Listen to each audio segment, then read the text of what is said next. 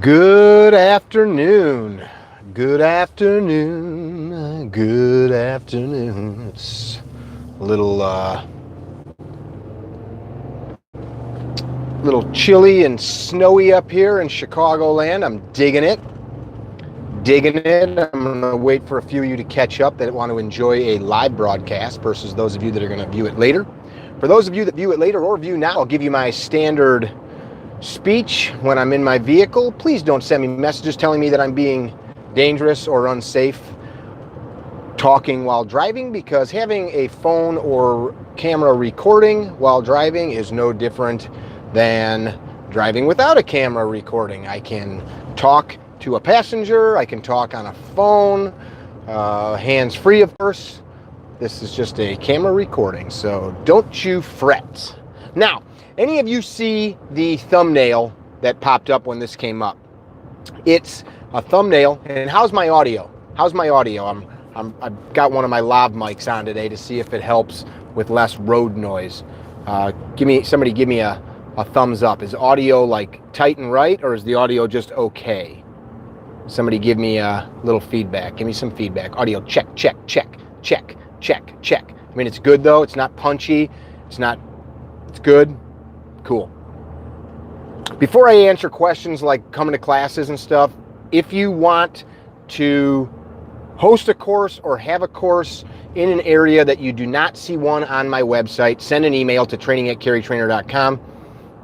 Usually if I do a discussion like this, it's because I want to pass on something that's relevant, and it's easy to have a discussion like that through email so we can get the point across. So the thumbnail was a screenshot of a recent fight that's gone around the internet. It looked to be Mexico. Some people are in a bar. A pissing match ensues. Dude gets in dude's face. They go hands on. Guy draws gun. Other guy takes gun from first guy, shoots him to death, what I think is death, with his gun, and then walks off camera. End film. There's a lot of people that post videos. My friend John Correa, Active Self-Protection, and others have made a living, made a name for themselves sharing violence like that. Good, bad, indifferent. I repost some videos like that from time to time when I have a relevant point to make. I don't just put it up because it's some gratuitous violence. There's a lot of gratuitous, sick violence. So there's a lot of people that have been sharing this. I've had it sent to me no less than 100 times via Instagram. And I saw the video before it made its rounds, because I see that stuff usually before it's made the rounds because people send it to me. I didn't repost it. And in the last hour have had it sent to me 20 times. What you're looking at is drunk idiots. The lesson is not how to fight in that scenario. The lesson is don't hang out drunk in a bar. The lesson is if somebody's in your face, leave. Leave. You know, it's silly how much energy. So the title of this video is Not Every Gunfight Has Some Deep Lessons to Be Learned, right? That's kind of the title I put up. There's not always some deep lesson like he went for this and then he did that and blah, blah, blah. The articulation here is don't go into public, get drunk. Then we also should not base our actions when we see somebody get murdered. So what you do see there that's of value is violence of action. That man, when pressed, he was all in. It wasn't some pissing match. That guy's set point was, you draw a gun, I'm going to kill you with your gun. I'm not saying that's right or wrong, but the lesson there is that immediate violence, and he went there. Did he need to shoot the guy that many times? I don't know. I wasn't there. But the real broad lesson is don't hang out hammered where you shouldn't be. Really, you shouldn't be in public getting intoxicated at all. If you're a drinker, I enjoy alcohol, but if I'm going to tie one on, have some drinks, more than an amount that I would drive legally, I'm not doing that in public. Even if somebody else is driving, my point isn't just because I have to drive. Even if I have a designated driver, I don't want to be out in public where I don't have my wits about me, right? There's a time and a place. If you're at home and you want to set the alarm on the house and have a few too many, then that's on you. I'm not telling you that's right or wrong, but there's a time and a place. If you're out in public and you're doing those things, look to me like both of those dudes by their behavior were intoxicated. Once upon a time, I was in a bar in Kansas City, and I was there for a business trip with a group of people from around the country, and we're at a bar listening to some sweet blues, and this gentleman that was not part of our group kept like grabbing on us and just was a little too friendly. And I'm not like weird like that. I'm the kind of guy where I'll like hug a stranger. I don't care. But this guy was just being very obnoxious. And I finally had told him, I'm like, man, cut it out. I spilled my drink all over myself at one point because he kept grabbing and pushing on us. And long and the short of it was, after about an hour of that, I turned around and I just swept his legs out from underneath him.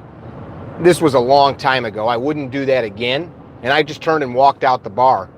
And actually, if memory serves, I grabbed his hand that was on me and then swept his legs out from underneath him. And his eyes were as big as saucers. And what I probably should have done was just left before it got to that point. Now, he was drunk. I was drinking as well. I wasn't hammered. But in those situations, guys, if your judgment is diminished, if your judgment is impaired, don't be there. Don't do it. It's so stupid. Almost every story that has alcohol in it, where it's worth telling the story, doesn't end up good. You know what I'm saying? When I mean worth telling the story, it's nobody goes and says, hey man, guess how my night was? My wife and I went to dinner. Check it out. It was crazy. And we enjoyed a quiet meal and then went home and went to bed. Like, you don't tell people that, like, check it out. But usually it's, wait, you got to hear what John did or Bob did or whatever the story is. That's the lesson. And I'm not preaching against alcohol. I'm talking about, don't try to read between the lines all the time. Sometimes it's really blatant. Don't be where you shouldn't be. And when you know that danger is near, leave. Leave. Just because there are so many cases of people using deadly force when they really, if you look at the totality of the situation, they wouldn't have had to. For example, Z and I talked about this in a recent podcast. The shooting that happened in Florida, was it already almost a year ago? Could have been a little longer. I forget the exact timeline.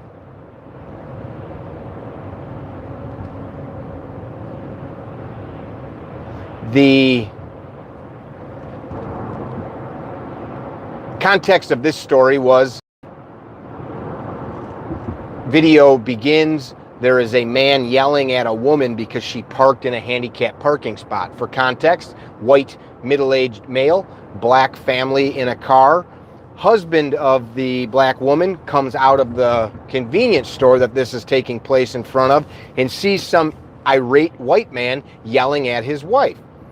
He walks up, what the hell? I'm adding words because I don't believe there's audio. Checks the guy in the chest. Back off, buddy.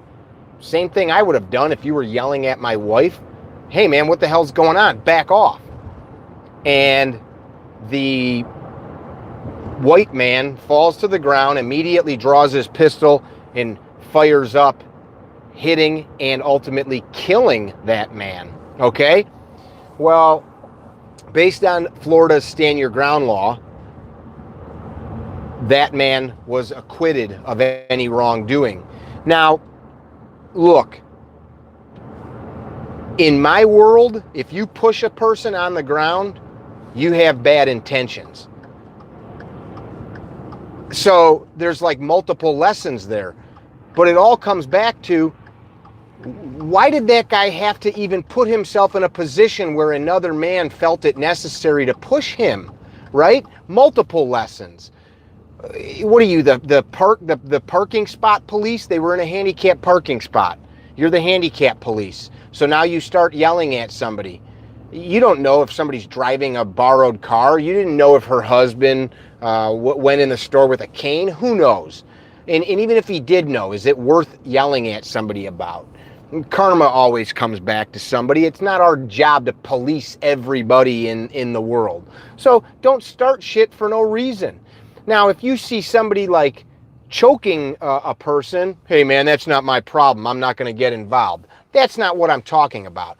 But yelling at a man, yelling at a woman, this isn't sexist, but if I walked out of a store and saw some man screaming at my wife and family in a car, you're damn right. I may already have a situation, that situation may be like I'm prepped to actually deploy a weapon. I don't know. I wasn't there. I'm not suggesting that. Yes, he was charged with manslaughter, and then he was acquitted in July. There's no charges against him. Charged with, not convicted of. You can look that up. It was July of this year. The sheriff did a statement that he was not going to be charged, and that's the end of that. If something happened after July, then I thought I did a pretty good job of researching it. That said, and you guys can research the final disposition of that case. Let's say he went to prison for murder. Let's say he walked scot-free. Either way, it did not have to happen. Sorry if I forgot, I just remembered I had this mic on. If it got a little punchy, I'd raise my voice. It didn't have to happen. And that's the real problem. Too many people go under the idea that it's my right to protect myself. It might be your right. It's also not prudent to create situations that need not be created. You get what I'm saying?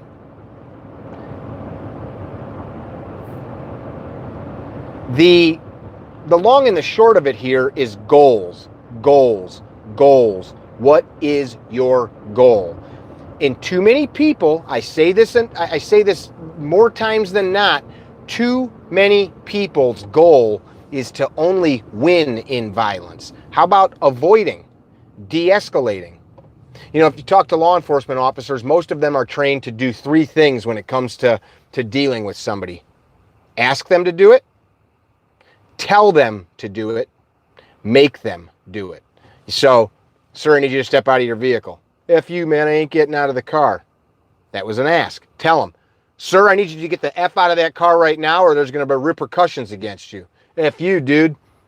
Make them. Window gets broken, drug out. Just an example. The way we communicate with people, if your goal in life is to live a long, full life and not have to deal with violence needlessly. See, anybody, I don't care who you are, if you are a top-level shooter, if you are a UFC fighter, only a fool. Listen to my words. Only a fool who is either completely ignorant or his ego has got the better of him. I say him because I don't see too many women doing this. Engages in violence for no reason or just to see if they can win. That is a fool. I have many friends that will talk about getting in street fights to test their skills. I have friends, and this is long ago, I have friends that engaged in that kind of stuff. Well, it's a gamble. That's a gamble. And when your goal is to win, yes, you need to be tested in some way, shape, or form, but you don't know, like in that video, you don't know what the person who's in front of you is capable of doing or even willing to do. You have no idea. You have zero idea what that person's going through at that moment in their life. Did a spouse just leave them or pass away? Did they have some massive debt just dumped upon them? Did their car just break down? Did they just have a terrible day at work? Did they just find out that a spouse is cheating on them? You have no idea what's going through another human being's mind and heart when you contact them in the street.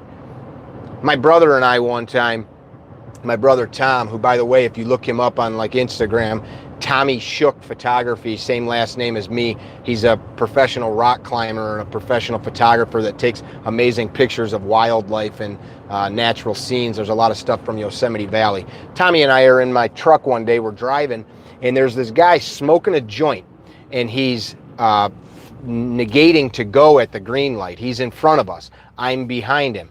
The light turns green, then yellow, then red. We never go. I'm like, what the hell? I honk, honk, honk.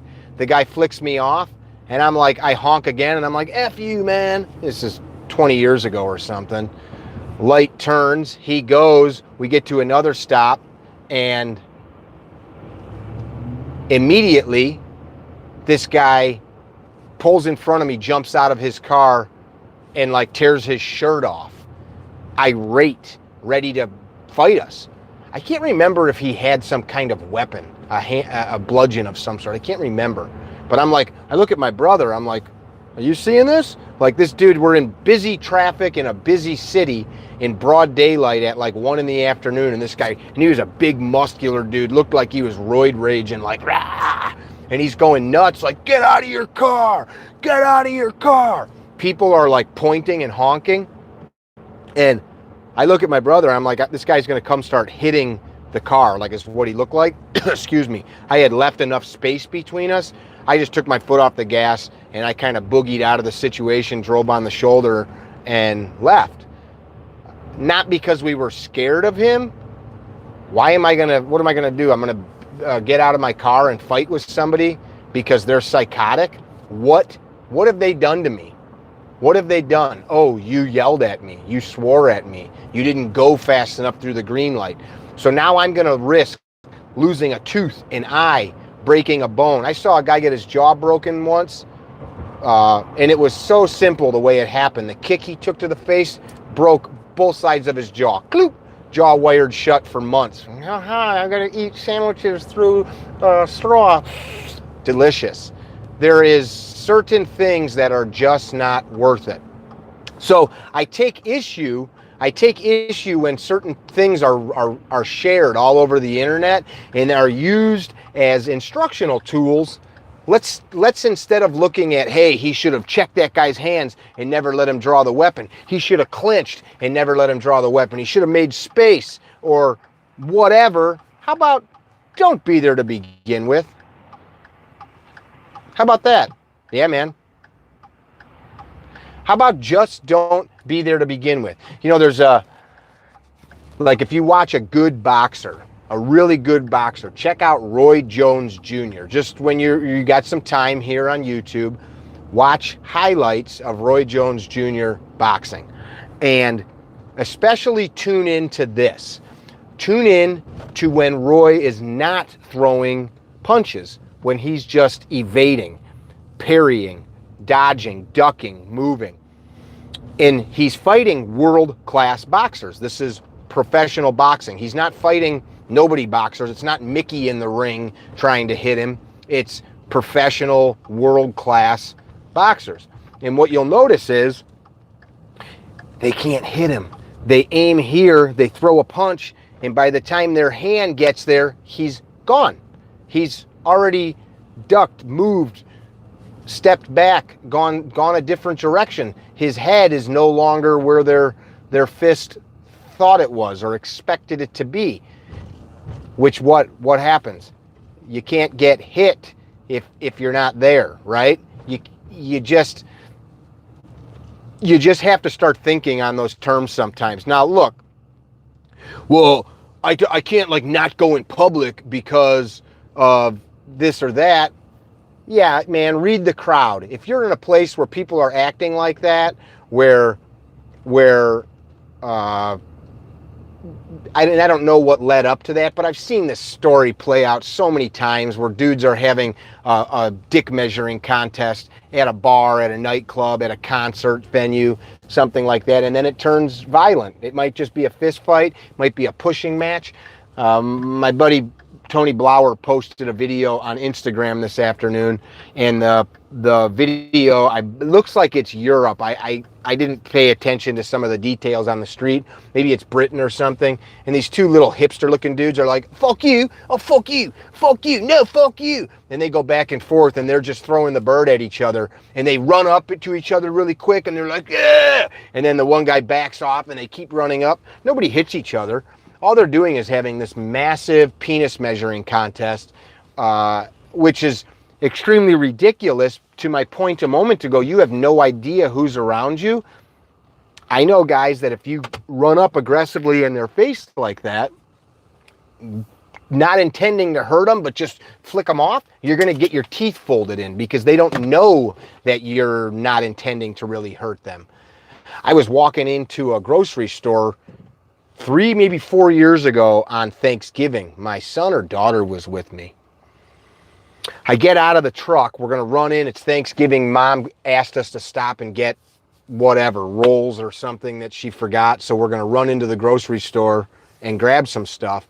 And I'm just jumped out of the truck just like this, but a different one. And I'm walked down the driver's side of the truck, and I start walking. I'm actually at the store now. I'm at Costco. And I started walking in this direction. So I walked out, and I'm grabbing my keys to hit the lock button. And as I look up, I hear footsteps. And it's like 3 or 4 dudes running at me. And as I look, they're only like 5 feet away. And they go, "Wah!" They were some teenage kids. They thought it was funny. And I jumped, man, and I like prop her up. What the frick? And they thought it was funny. Oh, ha, ha, we made you jump. We scared you. And I looked at them, and I'm like, you dumb mother effers. Like, I wasn't angry that they scared me. Funny. I was a teenager. I've done stupid stuff. You have no idea what certain people are willing to do or what they've seen in their life. I'm not talking about myself. But you have no idea. You run up like that to somebody in a parking lot. Thank God they didn't have any nefarious intent, because if they wanted to mug me, I was so wrapped up in what I was doing, and I'm not afraid to admit this. When some kind of instructor people act like they're Johnny Be-All to the world of tactics, anybody can get caught. Anybody. Mike Tyson got knocked down. Muhammad Ali got knocked down. Chris Kyle, who you guys all know, Navy SEAL, got murdered, right? Anybody can get caught. You dig? Muscle memory equals build drill. Yeah, muscle memory equals build drill. I mean, a muscle memory doesn't equal a build drill. I mean, a build drill equals firing 7 shots into the A zone of a USPSA cardboard target at 7 yards. That's a build drill. So, before I jump, that's the point. Not every bit of footage that you watch has some deep and thoughtful meaning. Sometimes it's really simple. Don't be where you're not supposed to be. Be willing to leave. Be willing to de-escalate violence. Oh, you want to yell at me? Hey, man, sorry I offended you. Whatever it is. Be good, dude. I'm out. There's not always a reason to go to that place of violence. And so many times, I mean, I've got a big mouth. I have pushed people in my life until I saw, oh man, that guy's upset now. Hey, dude, I'm sorry. I went too far. I'm not talking about violence, but you can, in many instances, apologize. Hey, dude, sorry, I didn't mean to take your seat. Whatever. Don't let your ego get you killed. Don't let your ego have to shoot somebody. True justified deadly force should really be because you have no choice. You have no choice. You have no other options. But when you do have other options, it's like you could have left. Well, I have a right to be there. Sure you do. You know what? If it means not having another couple drinks at the bar, or I have to miss something, I can't see the rest of the concert, or I have to go walk and tell a security guard, hey man, this dude is being nuts. In this day and age, man, for idiots that want to say, I miss the good old days when guys could go fisticuffs. Well, guess what? It's not the good old days. So if you want to play like that, be prepared to have to get a lawyer, go to jail, have battery on your record, or assault. Be prepared to lose your firearm rights in many places. Be prepared to... I'm not streaming at another site. Muscle memory equals Bill drill was what it said. Be prepared to have repercussions up to and including maybe you're losing your family. My dad shot and killed somebody. Oh yeah, his dad's the guy that murdered somebody. The mark of Cain upon you because your decision making was not correct. This is not hard stuff, guys, but what it does require is for you to subjugate your ego to what's right, to squash that little boy part of you that has to win and be right. Learn to laugh, learn to smile, learn to walk away. I'm going to jump because I got some shopping to do. Final thought. Final thought. If your intentions, and I usually end with something like this, are to live a long, full life, begin to think about the things you truly want from your life. Peace, joy, happiness, harmony in your relationships with family, loved ones, spouses, others, strangers, maybe impacting the world in a meaningful and positive way that leaves the world in a better place. Perhaps if every discussion that you start is on some negative rant or slant, hey man, did you hear what so-and-so put out on the news? F him. Hey, did you see what the such and such politician did? F him. Did you see what... That should tell you something about the slant of your attitude. Start to adjust it. Attitude in an airplane, guys. What's that? This is attitude. Upward attitude, downward attitude, right? That attitude, if you ever look in the cockpit of a plane, that you can see the attitude based on that bubble, a horizon line, right? Start to adjust your attitude, up, down. How do you know if your attitude is on a downward slant? Pay attention to the shit that you say. Pay attention to the way people react to you. You are judged, whether you like it or not, by all of those around you. Are you the guy? Are you the guy that, man, that dude is always a dick. That guy is always angry. That guy is always injecting some kind of negative bullshit. Or, man, I love that dude. That guy is always making me feel better about me. Not in a contrived way or a fake way or a way to just pacify people and build yourself up for wrong reasons, but because you truly care about the people that you're talking to and dealing with. And I guarantee you, if you begin to carry yourself in that manner, many of the little things that cause friction and tension and pressure in your life will subside. Now, in that instance, you will still be as susceptible as any of us to true predatory violence. But what you'll do is you will take out, instead of having all of these humps and bumps where you have friction, tension, calm, friction, tension, calm, friction, tension, calm, you're going to have calm. And then perhaps if evil decides to pay you a visit, and you will have invested enough energy that you can deal righteously with that violence. And people will know because of the fruit of your life, man, Bob, Tim, Karen, Sharon, Lucy, Andrew, whoever, I believe he or she probably was justified, because the way I look at him or her, the totality of their life, I wouldn't see them seeking out violence. I wouldn't see, based on the totality of the decisions and the way that they carry themselves, that they would be the one to instigate some type of violence against another. I know in all the time that I've been around that person, they're the kind of person that would do whatever is in their power to stop something like that. Now, friends, if you truly care about yourself, would you not want to live in that fashion? Not because you wish to protect yourself in front of a court of law, but because you know the true outcome of that is a life well lived, a life of peace. Yeah, that's where I'm going with it. If you guys have not subscribed to this channel, I hope that you do. It means a lot to me. If you appreciate some of these videos, if they're meaningful to you, share them with your friends. Share them on Facebook. Share them on whatever social media outlets that you use. Tag your friends in them. We're going to be doing a cool giveaway for Christmas. I filmed some of it today. The Christmas giveaway is a beautiful straight bladed knife worth about $500 made by my friend Mike from Auxiliary Manufacturing. He gave it to me as a gift. Mike is not paying me to do this giveaway. He didn't give it to me intending that I give it away. It's got a Curie Trainer logo on it. It's a beautiful handmade straight blade knife with a Kydex sheath. You're going to see it in a video. And we're going to do a giveaway that in order to get signed up to win, you got to post something on Instagram or on YouTube or on Facebook, and I need to see it. You've got to post something positive, something that is going to give the reader or the viewer some type of perspective on life. We are going to be in Pierre, South Dakota in May. The contest rules will be posted with it.